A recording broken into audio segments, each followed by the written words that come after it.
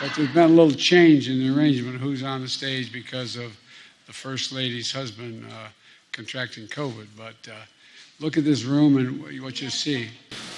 Pardon? Anyway. That's right. She's fine. It's me. That's not together. The second lady, the first gentleman. How about that? Number one, no more subsidies for fossil fuel industry. No more drilling on federal lands. No more drilling, including offshore. No ability for the oil industry to continue to drill. Period. Ends. Former Governor Jennifer Granholm, the Energy Department.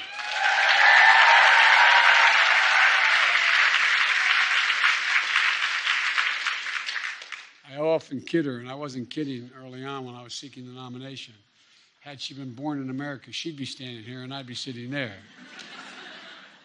She was the former governor of the state of Michigan. Michigan, wrong. She was a former state, she was a governor. And Ambassador Linda Thomas-Greenfield, who is at the United Nations and does an incredible job.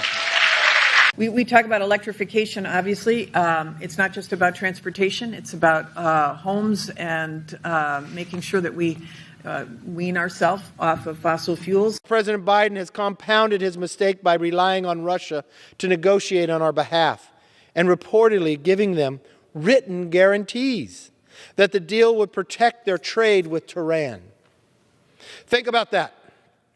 We're making major concessions on Russian trade with Iran at the very moment are sanctioning Russia.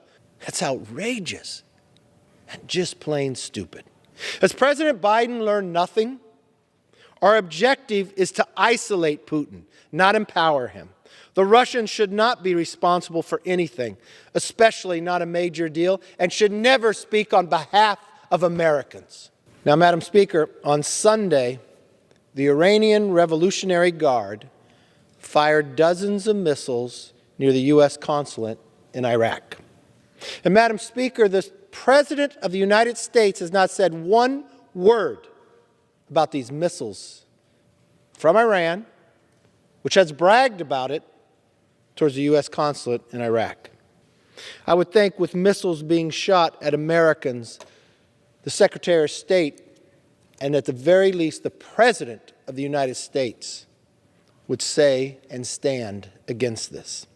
And yet the Biden administration is quietly rushing ahead with a bad agreement that would give Iran nuclear weapons.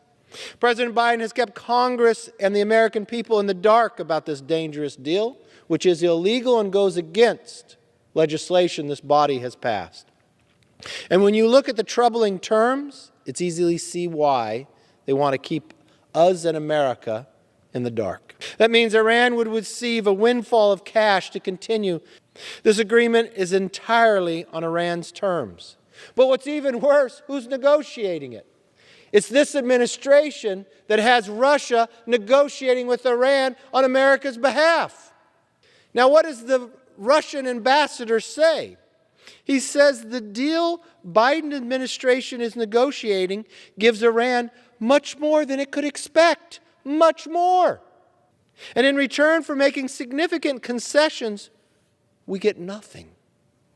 No serious system to check if the Iranian regime is cheating on the terms of the deal.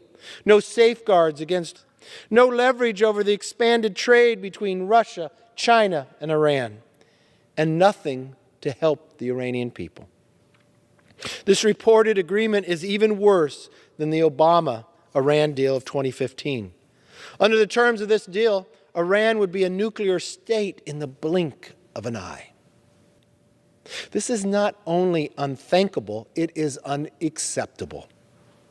We should not allow the rogue Iranian regime to have nuclear weapons.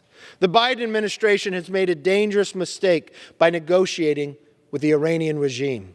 They made a terrible mistake time and again how they pulled out of Afghanistan, welcomed a pipeline to Putin.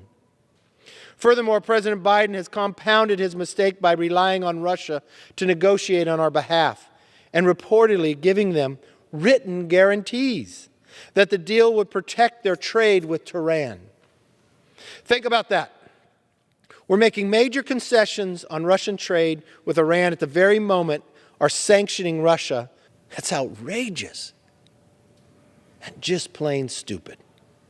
As President Biden learned nothing, our objective is to isolate Putin, not empower him. The Russians should not be responsible for anything, especially not a major deal, and should never speak on behalf of Americans. I urge President Biden to make the right choice. Walk away. Because knowing when to walk away from the negotiating table is just as important as knowing when to sit down. It is also very important when to stand up. Stand up for America. Stand up for freedom and stand up for what's right and walk away from this agreement. With that, I yield back.